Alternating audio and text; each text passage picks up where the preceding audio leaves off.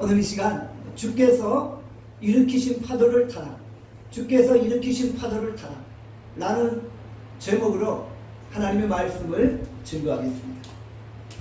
우리는 지루하게 계속되는 바울의 재판 과정을 보고 있습니다. 총독 벨리스는 의도적으로 2년 동안이나 재판을 끌고 있는 거예요. 총독 벨릭스는 바울에게 죄가 없다는 것을 알고 있었어요. 그러나 유대인들을 신경 쓰지 않을 수 없었던 거예요. 유대 지도자들의 눈치를 봐야 했던 거예요. 그래서 이러지도 저러지도 못하는 상황이었다는 것이죠. 사도행전 24장 27절에 말씀합니다. 다 함께 읽겠습니다. 시작. 이태가 지난 후 보르기오 베스토가 벨릭스의 소임을 이어받으니 벨릭스가 유대인의 마음을 얻고자 하여 바울을 구류하여 드니라. 총독 벨릭스는 유대 지도자들의 마음을 얻기 위해서 바울을 함부로 풀어줄 수 없었던 것입니다. 총독 벨릭스는 유대 지역을 관할하고 있잖아요. 유대 지도자들과 갈등이 일어나면 아무래도 불편했던 거예요. 그래서 민심의 눈치를 보고 있었던 것입니다. 이게 바로 정치인들의 속성입니다. 자기 주장이 사실인지 아닌지는 별로 중요하지 않아요. 정치인들은 민심에 따라 결정하고 판단을 내리는 거예요. 어찌 보면 정치인들은 참으로 불쌍한 자들입니다. 선거를 유예하며 2년 동안이나 재판을 끌고 있는 거예요. 그러던 중에 유대 총독이 벨릭스에서 베스토로 교체되어진 거예요. 가이사랴에서 유대인들과 헬라인들 사이에 엄청난 소요 사태가 벌어진 거예요. 총독 벨릭스가 이 소요 사태를 너무나도 무자비하고 잔인하게 진압했던 것입니다. 이 소요 사태가 황제에게까지 보고되었고 총독 벨릭스의 소환 명령이 떨어진 거예요. 벨릭스가 로마로 소환되면서 베스토가 유대 총독으로 부임하게 되었던 것이죠. 베스토는 네로 황제에 의해서 수비돼 유대 총독으로 부임하게 되었던 것입니다. 새로운 총독이 부임하면 뭔가 좀 다를 거라고 생각하잖아요. 그런데 별반 다를 게 없다는 겁니다. 사도행전 25장 9절에 말씀합니다. 9절 함께 읽겠습니다. 시작. 베스토가 유대인의 마음을 얻고자 하여 바울더러 묻되. 베스토도 유대인들의 눈치를 보면서 재판을 진행하고 있다는 거예요. 재판을 할 때 민심의 향방에 따라 재판의 결과가 달라지고 있다는 거예요. 정치인들의 속성이 이처럼 다 비슷한 것 같아요. 정치인들이 힘있고 강한 것처럼 보이지만 사실 그들은 너무나 민심의 눈치를 보고 있다는 거예요. 정치인들의 주요 관심사는 여론이요 민심입니다. 정치인들은 시민들이 나를 어떻게 보느냐가 매우 중요하다는 것입니다. 이제 대통령 선거가 얼마 남지 않았죠. TV를 틀면 대선 주자들이 토론회를 가지고 공약을 발표합니다. 저는 대통령 후보들을 보면서 한편으로는 측은하다는 생각이 드는 거예요. 대선 주자로 안 나왔으면 가족들, 일가 친척들이 이렇게 고생하지는 않잖아요. 각 대선 주자들이 자기만의 공약을 발표합니다. 그러나 아무리 탁월한 공약을 발표한들 무엇합니까? 민심이 아니라고 외치면 순식간에 그 공약은 사라져버립니다. 아무리 탁월한 공약도 문자 폭탄 한 번 당하면 사그라지는 거예요. 대선 주자들이 하루 종일 관심을 가지고 촉각을 곤두세우는 것이 무엇입니까? 오늘 PK, TK 지역의 지지율이 어떠한가?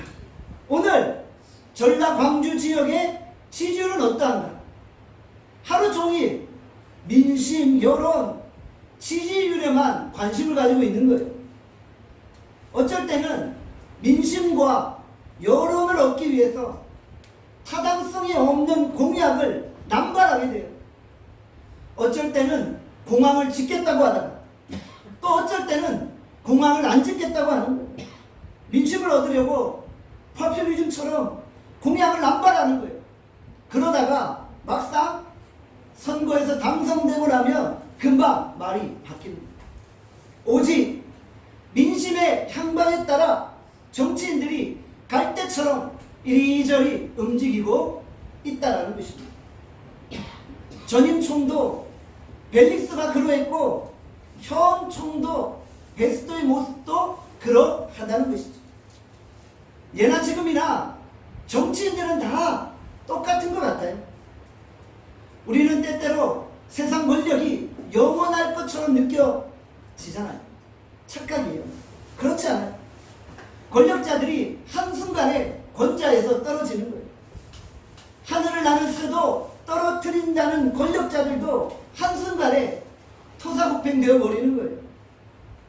전임 총독 벨릭스가 잔인하고 무자비하게 권력을 휘두르니까 결국 권좌에서 쫓겨나고 말았잖아요. 그는 네로 황제에게 소환되어져서 극형에 처해질 뻔했는데 다행히 그 형 팔라스의 도움으로 생명을 부지하게 되었던 것입니다. 그러니까 권력자들은 권력에 있는 동안 너무 오만불선하게 행동해서는 안 되는 거예요. 사랑 여러분, 우리가 너무 잘 나갈 때 교만하지 않는 거예요. 내가 지금 너무 잘 나가고 있나요? 내가 누리는 모든 것이 하나님의 은혜임을 기억하면서 겸손히 하나님께 엎드리는 거예요. 겸손히 하나님의 은혜를 구하는 거예요. 그래야만 살아남을 수 있는 거예요. 하나님이 은혜 주실 때 너무 교만하면 한순간 하나님이 우리를 나락으로 떨어뜨리신다는 사실을 잊지 말아야 한다는 것입니다. 사도행전 25장 1절에 말씀합니다. 1절 말씀 함께 읽겠습니다. 시작. 베스토가 부임한 지 3일 후에 가이사랴에서 예루살렘으로 올라가니. 벨릭스의 후임으로 베스토가 유대 총독으로 부임하게 되었죠. 그는 로마에서 가이사랴로 오게 된 것이죠. 그는 3일 후에 예루살렘으로 올라가게 되어집니다. 3일 후라는 이 단어에 관한 헬라어 용법을 보면 3일째라고 해석할 수 있는 거예요. 3일 후가 3일째가 되어지는 거예요. 그러니까 로마에서 가이사랴에 도착하고 하루 쉬고 그 다음날 예루살렘으로 출발했다는 것입니다. 베스토 총독은 가이사랴에 도착한 후 지체하지 않고 바로 예루살렘으로 올라가는 것입니다. 로마에서 가이사랴까지 배를 타고 최소한 열흘 이상 걸리는 먼 거리였어요. 열흘 이상 배를 탔으니 참으로 지치고 힘들었을 거예요. 요즘처럼 크루즈 대형 선박이 아니잖아요. 배멀미도 할 수 있고 구토도 할 수 있고 상당히 지쳐 있었을 거예요. 그런데 그는 가이사랴에 도착하자마자 바로 예루살렘으로 내려가게 된 것입니다. 자신의 주 관할 지역인 유대를 돌보기 위해서입니다. 유대의 중심지가 어디입니까? 바로 예루살렘이잖아요. 주 관할 지역인 예루살렘의 업무를 파악하기 위해서 지체하지 않고 올라가게 된 것입니다. 역사가 요세푸스는 총독 베스토에 대해서 아주 호의적인 평가를 내립니다. 그는 판단력, 행정력, 지도력 등 모든 면에서 이전 총독인 벨릭스보다 월등히 뛰어났다라고 기록하고 있는 것입니다. 그는 진정 요세푸스의 평가처럼 매우 성실했던 사람이었습니다. 그러니까 로마에서 가이사랴에 도착하자마자 바로 업무 파악을 위해서 예루살렘으로 올라가게 되었던 것이죠. 총독 베스토가 예루살렘에 방문해서 가장 먼저 무엇을 했었죠? 유대 지도자들과 상견례를 했겠죠. 처음 부임했으니까 서로 인사를 나누며 좋은 관계를 맺어야만 했던 것입니다. 그래야지 이후로 유대 지역을 편안히 다스릴 수 있는 거예요. 사도행전 25장 2절에서 3절에 말씀합니다. 사도행전 25장 2절에서 3절 함께 읽겠습니다. 시작. 대제사장들과 유대인 중 높은 사람들이 바울을 고소할세.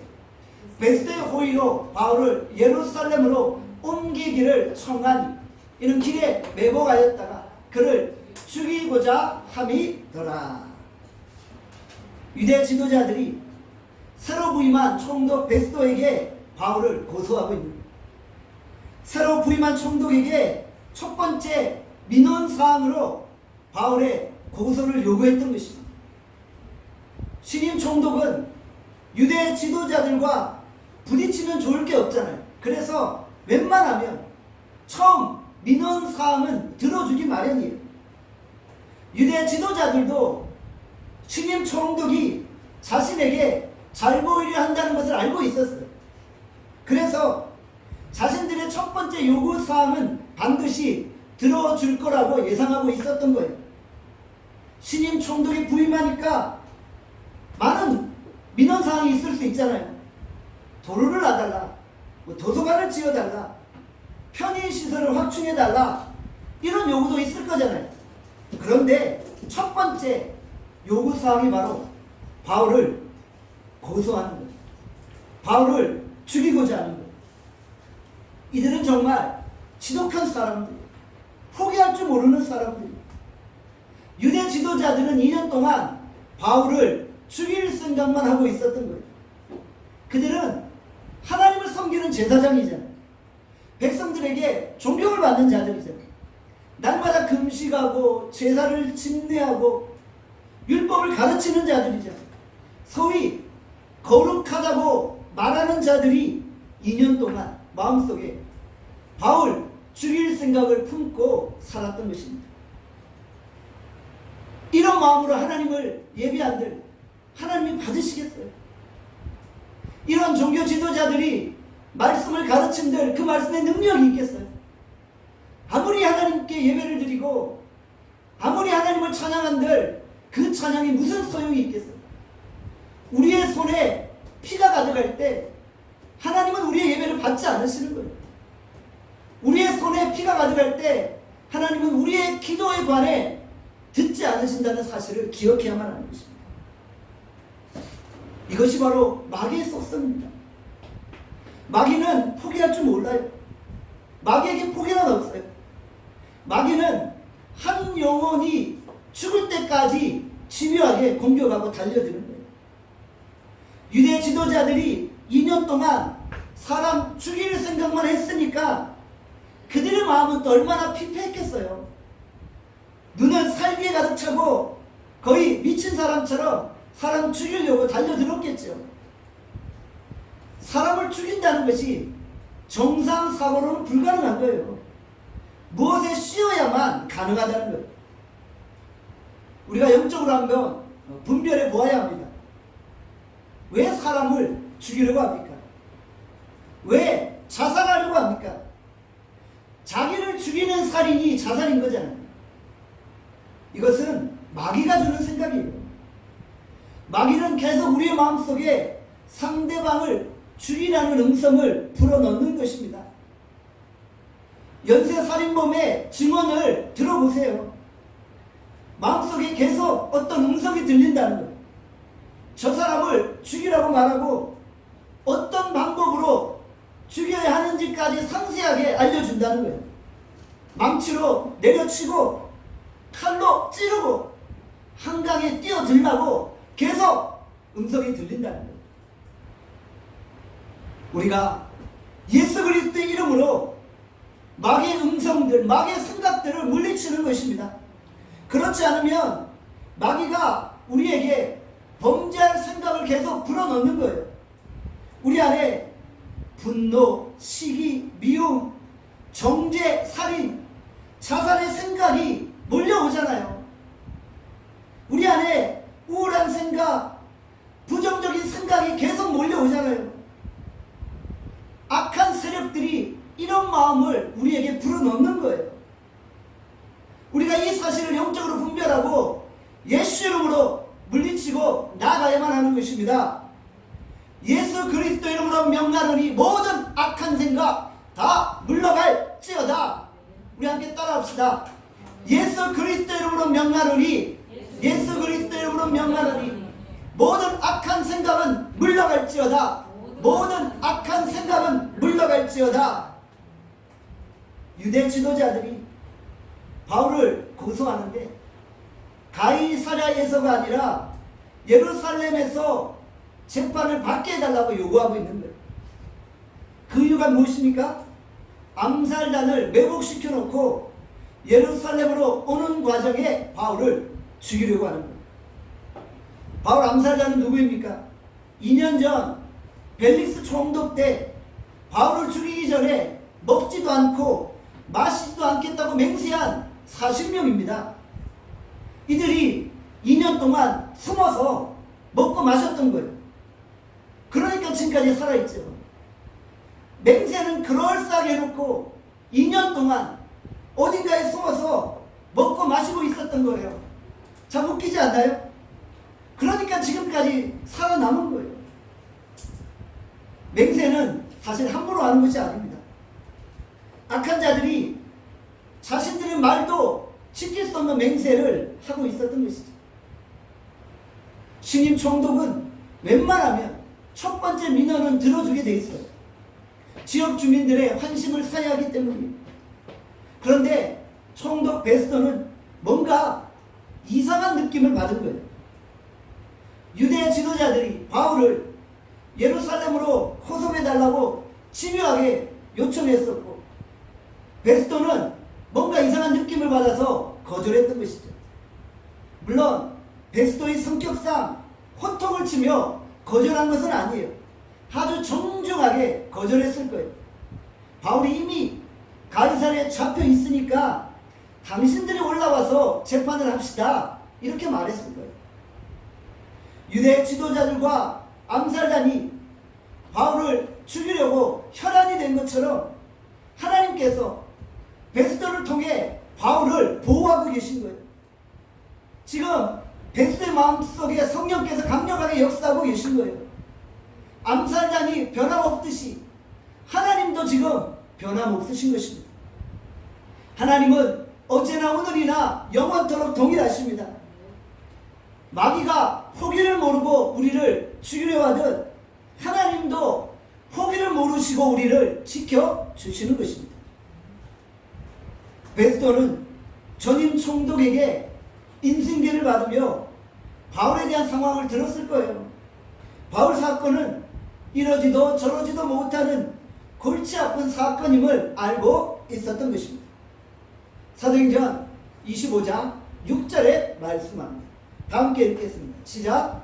베스토가 그들 가운데서 8일 혹은 10일을 지낸 후 가이사랴로 내려가서 이튿날 재판 자리에 앉고 바울을 데려오라 명하니. 총독 베스토는 예루살렘에서 다시 가이사랴로 돌아옵니다. 그리고 이튿날 바울의 재판이 진행되어지는 거예요. 바울은 감옥에서 2년 동안이나 다시 진행될 재판을 기다리고 있었던 거예요. 총독이 바뀌면서 다시 재판이 진행되어지고 있는 것입니다. 바울에게 사실 2년 동안 답답함과 정말 조급함이 있었어요. 바울에게는 답답한 마음과 조급한 마음이 생겼어요. 바울은 어떤 사람입니까? 바울은 저돌적으로 복음을 증거하는 열정의 소유자입니다. 바울은 말하면 바로 실행하는 행동파입니다. 그런데 행동파가 2년 동안이나 기다리고 있었다는 것, 쉽지 않은 것이었어요. 바울에게 2년은 엄청난 기다림의 시간이었다는 것이죠. 성령께서 로마로 올라가라고 하면 바울은 당장 내일 아침에 올라가는 줄 알았어요. 그런데 성령께서 로마로 올라가라고 보여주시고 2년을 기다리게 하신 거예요. 정말 지독한 기다림이었다는 것입니다. 바울은 2년이라는 시간이 낭비처럼 느껴졌어요. 그러나 그 시간은 낭비하는 시간이 아니었다는 것입니다. 여기서 우리는 주께서 주시는 메시지를 발견하게 됩니다. 무엇입니까? 기다림과 인내입니다. 하나님께서 로마로 올라가기 전에 바울에게 2년이라는 기다림의 시간, 인내의 시간을 허락하신 것입니다. 하나님께서 때때로 우리를 가두실 때가 있어요. 우리가 갇혀있을 때가 있어요. 갇혀있으니까 너무 답답하잖아요. 그런데 갇혀있는 것이 은혜라는 사실을 기억해야 되는 거예요. 그곳에서 우리의 안전을 보장받고 건강도 챙기고 재충전할 수 있는 거예요. 물론 일부러 갇혀있을 필요는 없어요. 그런데 하나님이 그런 상황으로 우리를 몰아가시는 거예요. 우리가 갇혀있게 될 상황에 직면하면 이 순간 뭔가 하나님의 뜻이 있구나 라고 생각하며 인내하고 기다리는 것입니다. 바울은 가만히 앉아있는 스타일이 아니잖아요. 막 돌아다니며 막 뛰어다니는 스타일이죠. 바울의 선교사역은 너무나도 엄청났잖아요. 정말 수천 명이 할 일을 혼자서 순식간에 해치웠잖아요. 유럽, 아시아의 도시들마다 방문해서 교회를 세우고 말씀을 가르치고 제자를 훈련했잖아요. 그러면서 또 시간을 내서 성경까지 썼잖아요. 신약 성경의 3분의 1을 사도 바울이 썼잖아요. 바울이 아무리 건강한들 몸이 상할 수밖에 없는 거예요. 그의 몸에 육체의 가시, 육체의 연약함도 있었잖아요. 그러니까 이제 마지막 인생의 목적지인 로마로 가기 전에 좀 쉬라고 하나님이 휴가를 주시는 거예요. 하나님께서 바울에게 2년간의 휴가 기간을 주신 거예요. 로마로 올라가 복음의 열정을 불태우기 전에 좀 쉬면서 재충전하라는 것입니다. 그런데 바울은 그 2년 동안 가만히 있지 않고 옥중에서도 복음 전하고 총독에게도 복음 전하고 자유롭게 만나는 사람에게 복음을 전했잖아요. 바울이 이런 사람이었다는 거예요. 저는 설교를 준비하면서 지금 바울의 상황이 제 상황과 비슷하다라는 생각을 하게 되었어요. 코로나 바이러스로 인해 2년 동안 모든 사역들이 정지되어 있는 것 같아요. 저는 코로나 바이러스에 갇혀있는 상황 같아요. 그런 느낌을 받아요. 코로나 바이러스 속에 제가 갇혀있는 것 같아요. 코로나 바이러스가 저를 쉬게 만드는 거예요. 어떤 분들은 제가 안 쉰다고 말하는데 저는 지금 엄청 쉬고 있는 거예요. 코로나 바이러스 2년은 제 목회 사역 중에 휴가 기간이에요. 기다림과 인내의 시간이라는 거예요. 앞으로 제 목회 사역에 이런 휴가는 없을 거예요. 있어도 안 돼요. 한평생 사는 건데 우리가 언제 놀면서 쉬면서 주의를 하겠어요. 그냥 몸이 부서지도록 녹슬어 없어지는 게 아니라 달아 없어지도록 주의를 하고 그리고 주님 앞에 서야지요. 그러나 이 2년이라는 시간을 우리가 기다림 속에 즐기는 거예요. 그것이 하나님의 사인이라는 거예요. 바울은 기다림을 끝내니까 이제 사명의 자리 로마로 올라가잖아요. 기다림이 끝나면 하나님께서 우리 나눔교회를 다시 귀하게 사용하신다는 것입니다.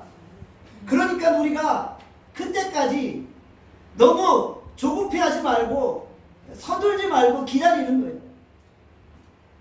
여러분의 삶도 마찬가지입니다. 요즘 무슨 일을 해도 다 어렵고 안 돼요. 사업이 잘 안 된다고 너무 조급해하지 마시고 좀 기다리세요. 지금 여러분들이 하는 일이 하나님이 주신 일이라는 확신이 있다면 기다리면 더 좋은 때가 온다는 거예요. 그때까지 내가 기도하면서 재충전하면서 하나님과 긴밀한 교제를 나누는 거예요. 우리가 때때로 건강이 좋지 않아서 병원에 갈 때가 있잖아요. 이럴 때 우리가 불편해요. 하나님 왜 나에게 이런 병을 주셨습니까? Why me? 왜 납니까? 왜 이렇게 내 인생이 꼬입니까? 라고 반문하는 거예요. 그러나 사랑하는 여러분, 슬퍼하지 마세요. 내 인생이 꼬인 게 아니에요. 하나님이 쉬라고 사인을 주시는 거예요. 휴식과 기다림을 통해 하나님이 지금 나를 만들어 가시고 있다는 거예요. 기다림을 통해 바울은 마음을 다 비우게 되잖아요. 비워진 마음속에 하나님의 능력이 머물게 되어지는 것입니다. 기다림이 없이 너무 조급하게 선택하면 일을 망치는 거예요. 하나님의 뜻을 거스를 수 있는 거예요. 요즘 현대 그리스도인들은 패스트푸드 영성을 소유하고 있는 것 같아요. 편의점에 가면 2성분 안에 전자레인지 음식이 나오잖아요. 우리가 이런 신앙에 길들여져 있어요. 하나님의 응답도 2성분 안에 짠! 나타나야 하는 거예요. 전자레인지에서 음식 나오듯이 우리가 기도해놓고 하루 이틀을 못 기다려요. 그냥 당장 응답 달라고 막 때를 쓰고 안 주면 내 마음대로 선택하다가 또 하나님 앞에 버섯 터지는 거예요. 기도하고 인내하고 기다리면서 마음을 비우는 거예요. 주께서 응답하실 때까지 하나님의 은혜를 구하는 거예요. 기다리지 못해 성급하게 선택하고 행동하면요, 사기당하는 거예요. 조급한 마음에 경솔하게 행동하면 일을 그르치게 된다는 것입니다. 마귀가 우리를 어떻게 공격합니까? 기다리지 못하게 하는, 조급하게 만드는. 그래서 하나님은 기다리라고 사인을 주시는데 우리는 막 일을 저질러 버리는 거예요. 어쩔 때 보면 우리가 초조하고 불안하고 분주하게 행동할 때가 있잖아요. 시간이 지나고 나면 내가 그때 뭔가에 쉬었나? 나는 이런 생각을 하게 되는 거예요. 내가 왜 그렇게 그때 급했었는지 모르겠어요. 그런 생각을 할 때가 있다는 거예요. 성령께서 역사하실 때까지 기다리는 거예요. 기다리는 것이 능력인 줄 믿습니다. 이스라엘 백성들을 보십시오. 하나님께서 광야에서 40년 동안 그들을 기다리게 하셨죠. 광야에서는 철저하게 성령의 불기둥, 구름기둥의 인도를 받는 거예요. 어느 때는 불기둥, 구름기둥이 1년, 2년 한 곳에 머물러 있어요. 한 자리에 머물러서 떠나진 않는 거예요. 이스라엘 백성들이 조급해지고 답답해지잖아요. 입에서 불평이 쏟아져 나오기 시작해요. 빨리 적과 꿀이 흐르는 땅으로 가야만 하는데 왜 우리를 이 허허벌판 광야에서 기다리게 하십니까? 아니 2년 동안이나 기다렸는데 왜 저 불기둥 구름기둥은 출발하지 않냐? 라면서 불평하는 거예요. 그런데 불기둥 구름기둥은 꼼짝도 안 하고 그 자리에 머물러 있는 거예요. 거기서 무모하게 혼자 출발하면 죽게 되어지는 거예요. 성령께서 출발할 때까지 꼼짝 안 하고 그 자리에 기다리고 있는 거예요. 그 자리에 머무는 것이 하나님의 뜻입니다. 때가 되면 하나님이 출발하시라고 사인을 주시고 우리의 길을 이끌어 가시는 거예요. 미국 샌디에고에 가면 델마 비치라고 있어요. 전 세계 서퍼들이 그곳에서 윈더서핑을 즐겨요. 제가 살았던 아파트에서 멀지 않는 곳이었기에 저도 자주 놀러 갔었어요. 멀리 서퍼들이 파도를 타는 장면을 보면 너무 멋져요. 그런데 한편으로 너무 쉬울 것 같아 보였어요. 그러나 막상 타보면은 정말 쉽지 않아요. 정말 무게중심을 잘 잡고 파도를 타야 하는 거예요. 초보자들이 잘못 파도를 타면 큰 부상을 입게 되어지는 거예요. 파도의 리듬에 맞추어서 파도를 타야지 멋지게 앞으로 전진하는 것입니다. 주께서 우리의 인생에 파도를 보내시는 거예요. 우리가 우리의 파도가 아니라 주께서 보내주시는 파도를 타는 거예요. 보내시는 영적 파도가 있다라는 것입니다. 모든 파도가 다 서핑하기에 좋은 것은 아닙니다. 바람이 너무 세거나 파도의 방향이 안 좋으면 파도의 모양이 이상해져서 서핑하기에 적합하지 않다는 거예요. 바람이 너무 세지 않고 바람의 방향과 파도가 들어오는 방향이 일치할 때 최적의 사이즈와 최적의 모양의 파도가 만들어지는 거예요. 그 파도를 타야지 멋지게 앞으로 전진할 수 있는 것입니다. 우리는 주께서 보내시는 파도를 타는 것입니다. 내 리듬이 아니라 하나님의 리듬을 타는 것입니다. 맨날 돌진만 한다고 주의 일이 이루어지는 것이 아닙니다. 하나님의 파도, 하나님의 리듬을 기다리는 것입니다. 하나님의 역사는 기다림을 통해 드러나게 되어지는 것입니다. 너무 조급해하지 마시고 너무 서두르지 마시고 주께서 보내시는 파도를 기다릴 수 있기를 바랍니다. 주께서 보내시는 파도를 기다리고 인내하시기를 바랍니다. 우리가 때를 기다리며 하나님의 파도를 타고 성령의 인도하심을 따라 움직일 수 있기를 간절히 소원합니다. 이제 바울의 반복적인 재판이 계속됩니다. 이제 반복적인 바울의 재판이 진행되는 거예요. 사도행전 25장 7절에서 8절의 말씀입니다. 다 함께 7절에서 8절 말씀 읽겠습니다. 시작. 그가 나오매 예루살렘에서 내려온 유대인들이 둘러서서 여러가지 중대한 사건으로 고발하되 능히 증거를 내지 못한지라. 바울이 변명하여 이르되 유대인의 율법이나 성전이나 가해사에게나 내가 도무지 죄를 범하지 아니하였노라 하니. 바울의 재판을 보면 벨릭스 때와 달라진 것이 하나도 없어요. 여전히 유대인들은 중대한 사건이라고 고발을 하는데 아무런 증거도 없고 아무런 증인도 없는 것입니다. 여전히 똑같이 율법, 성전, 황제에 관한 죄목으로 공격하고 있는 거예요. 그런데 아무런 증거도 증인도 없는 거예요. 바울은 자신이 율법이나 성전이나 황제에 대해서 아무런 죄가 없음을 선언하고 있는 것입니다. 율법, 성전, 황제에 관한 세 가지 죄목에 대해서 나는 무죄하다는 것입니다. 바울은 재판에서 똑같은 말을 반복하고 있어요. 똑같은 주장을 반복하고 있어요. 그런데 흥분하지도 않고 분노하지도 않고 있다는 것입니다. 바울은 악에 맞춰서 분노하지 않는 거예요. 그의 말에는 절제가 있고 그의 마음은 평온한 거예요. 내가 어떤 미움이나 분노 때문에 무슨 일을 하게 되면은 흥분하게 되잖아요. 그럴 때 하나님의 역사가 아니라 마귀의 역사가 일어나는 거예요. 마음에 분노가 생기고 마음에 미움이 생겨서 일하게 되면 실수할 수밖에 없는 거예요. 2년이란 기다리는 시간 동안 바울은 분노하지 않았고요.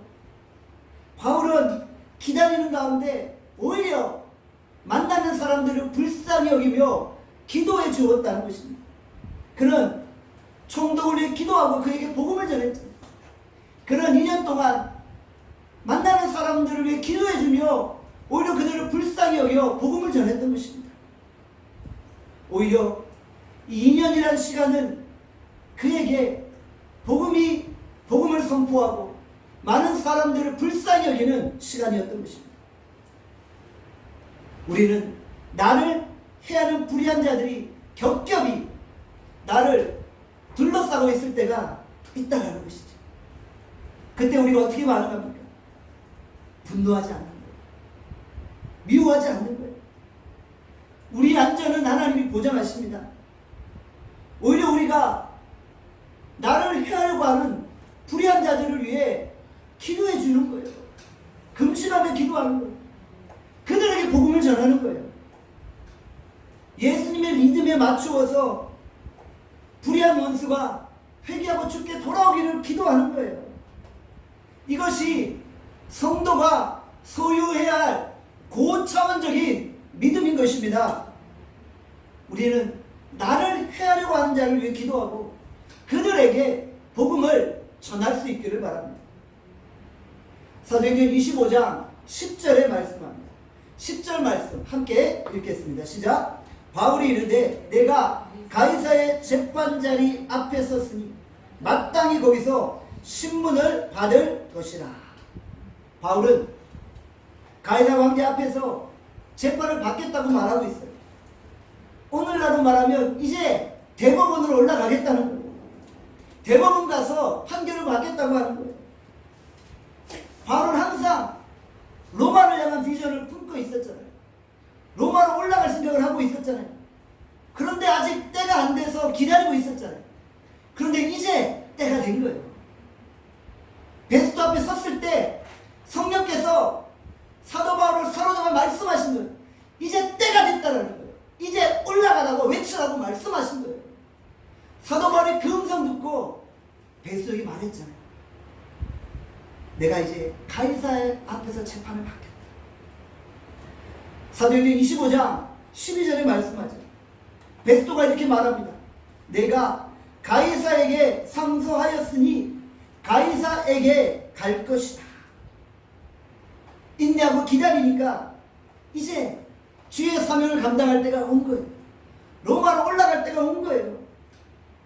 우리 모두 주께서 일으키시는 파도를 탈 때까지 인내하고 기다리는 것입니다.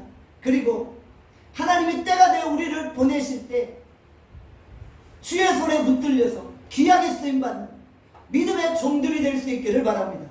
기도하겠습니다. 오늘 이 시간 주께서 우리에게 주신 말씀을 생각하며 기도합시다. 하나님이 우리에게 기다림의 시간을 주십니까? 그것은 우리에게 휴식하고 재충전하고 새롭게 다음 사역을 준비하라는 시간인 줄 믿으시기를 바랍니다. 우리가 하나님의 음성 앞에 귀를 기울이고 하나님이 우리를 가두실 때 기다리라는 사인인 줄 알고 하나님의 뜻을 구하며 기다리고 인내하게 하여 주시옵소서. 너무 서두르지 않게 하시고 조급하지 않게 하여 주시고 하나님의 뜻을 분별하며 나가게 하여 주시옵소서. 하나님 아버지, 우리를 대적하는 원수들이 있습니까? 하나님이 우리의 안전을 보장하십니다. 하나님이 우리의 삶을 보장하십니다. 그러니까 우리를 해하고 우리를 공격하는 불의한 자들 앞에 분노하고 미워하지 않게 하시고 오히려 그들을 불쌍히 여겨 기도해 주고 그들에게 복음을 전하게 하여 주시오. 예수 믿는 사람이 이런 사람임을 보여주게 하여 주시오. 그들에게 궁금증을 유발케 우리의 삶을 이끄시기를 원합니다. 하나님, 우리의 삶에 하나님의 역사가 있는 줄 믿사오니 오늘 우리가 그 하나님의 역사를 기대하며 믿음으로 걸어갈 수 있게 해달라고 이 시간 우리 다 함께 주여 한번 외치고 통성으로 합심하여 기도하겠습니다.